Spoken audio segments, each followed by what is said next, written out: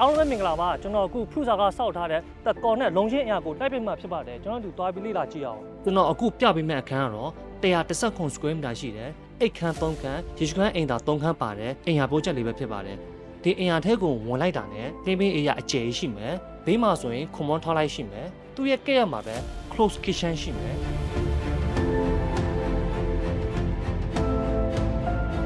အပေါ်ထက်ကိုတွားကြည့်အောင်အပေါ်ထက်ကိုရောက်ပြီဆိုတာနဲ့ညာဘက်ချမ်းမှာဆိုရင်အိတ်ခမ်းတစ်ခမ်းရှိမယ်ဒီဟာလေးကတော့ပထမအိတ်ခမ်းပဲဖြစ်ပါတယ်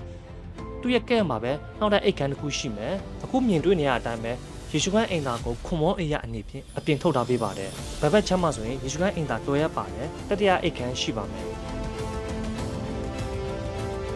133 square meter အိတ်ခမ်း3ခမ်းရေရှုခန်းအိမ်သာ3ခမ်းပါတယ်အိမ်ယာလေးပဲဖြစ်ပါတယ်ဒီအိမ်ယာထဲကိုဝင်လိုက်တာနဲ့ living area အကျယ်ရှိမယ်ဘေးမှာက close kitchen ရှိမယ်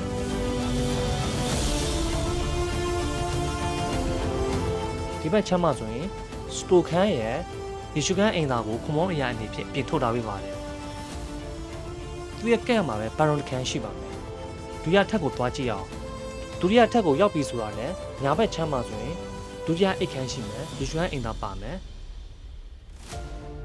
ဘက်ဘက်ချမ်းမှာဆိုရင်တတိယအိတ်ခန်းရှိမယ်ရေရှုခန်းအိမ်သာထားပေးထားပါတယ်